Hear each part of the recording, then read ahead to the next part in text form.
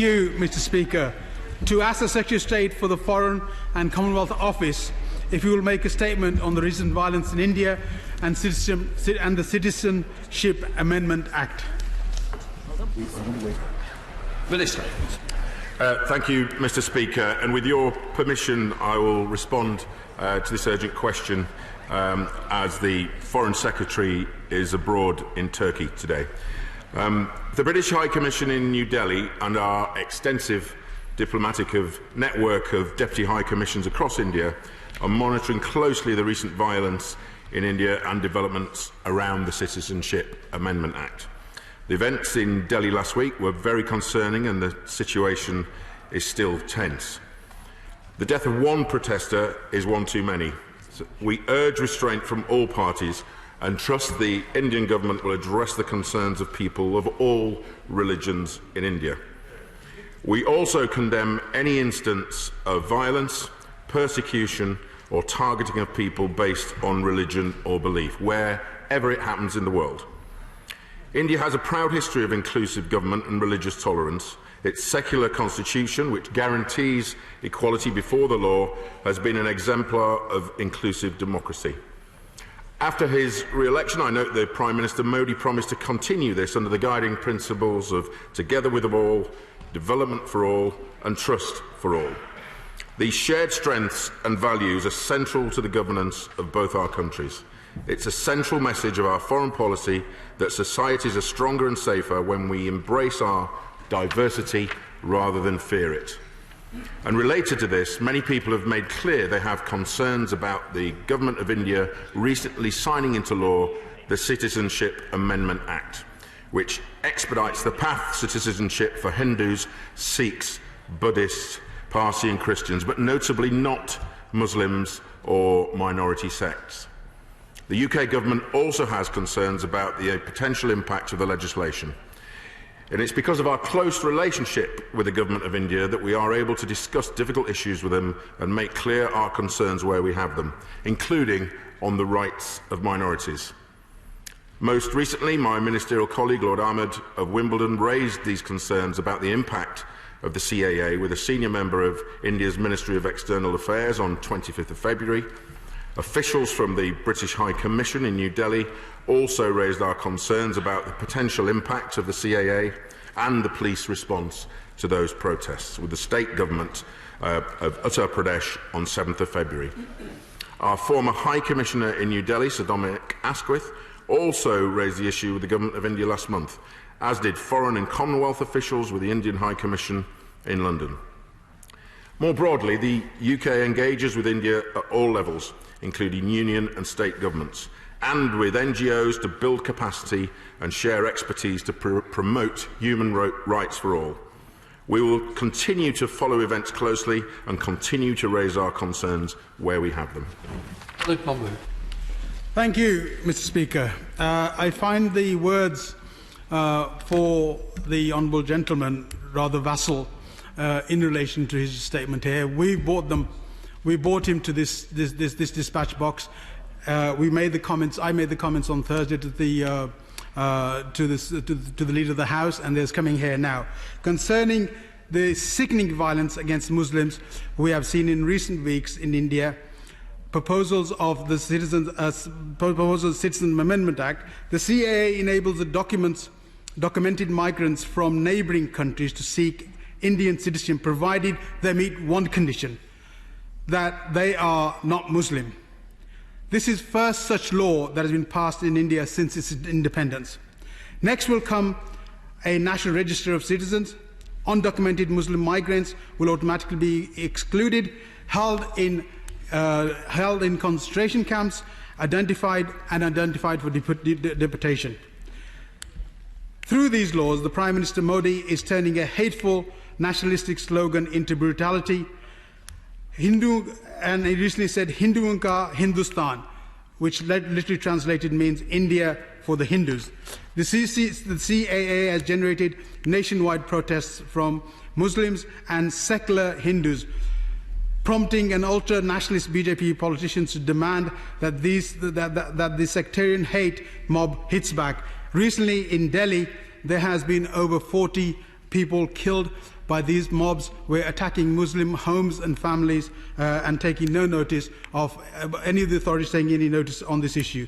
As a result, dozens of Muslims have been dragged and burned from their homes in recent weeks, beaten to death in the streets by the mobs. Thousands have lost their livelihoods.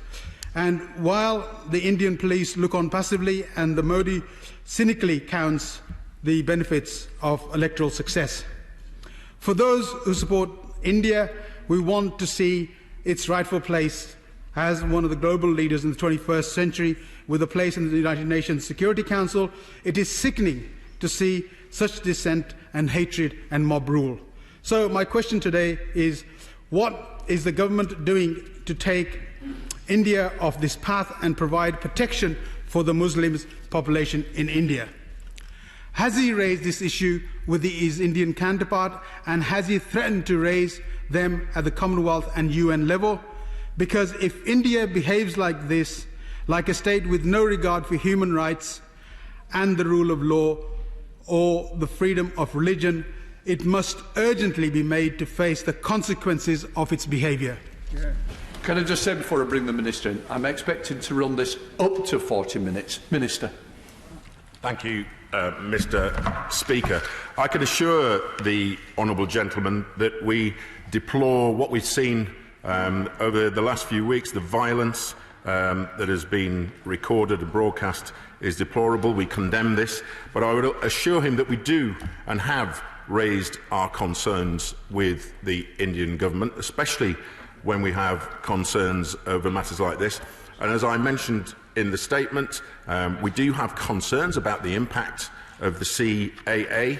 We've raised this with the Ministry of External Affairs by my colleague Lord Ahmad, and we continue that dialogue. Officials from the British High Commission, as recent as mid-February, raised our concerns about the impact of the CAA, and in particular the police response to those protests with the state government of Uttar Pradesh.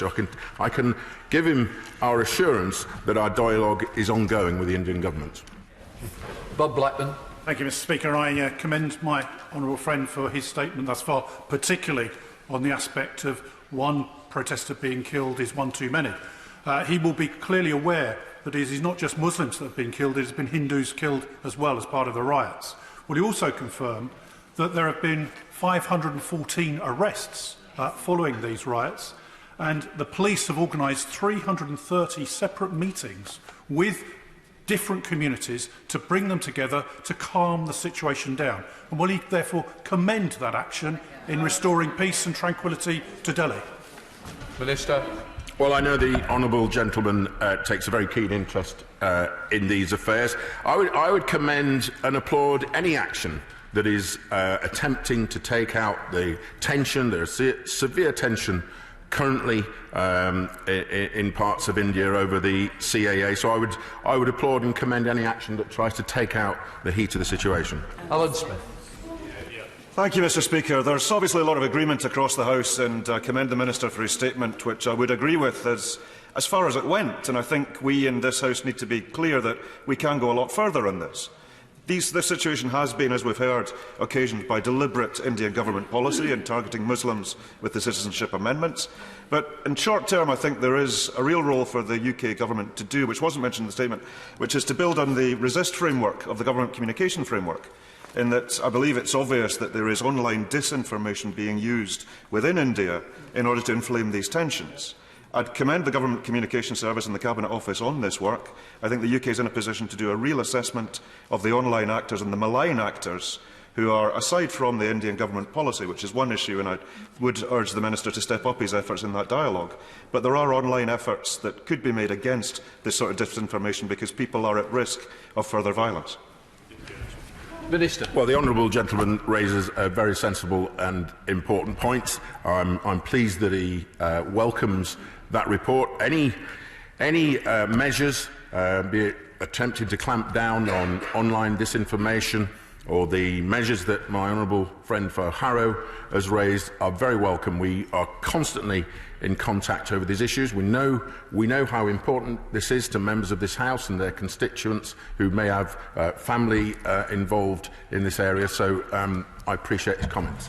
Minister Atgarney. Thank you, Mr. Speaker. I welcome my right honourable friend to his new position. Can he confirm that he will use his high office, every power that he has, to make sure that our concerns in the House today are relayed to the Indian authorities, in particular the brutality which seems to have been meted out by those who should be enforcing the law, which was covered most recently by BBC coverage? Minister. My honourable friend makes a very important point. I alluded to our concerns over some of the police brutality that was meted out. We have long regarded protest as a key part of any democratic society. Democratic governments must have the power to enforce law and order when a protest crosses the line into illegality. Yet we encourage, and indeed in this case we encourage all states to ensure that their domestic laws are enforced in line with all international standards. Yasmin Qureshi. Thank you, Mr. Speaker. In the last 5 years, Narendra Modi's BJP government have chosen a path of systematic discrimination, be it the abrogation of Article 35A in Kashmir or the citizenship law. Calling the recent violent community clashes seeks to normalise a far more sinister event. India is now controlled by Hindutva supremacist RSS ideology.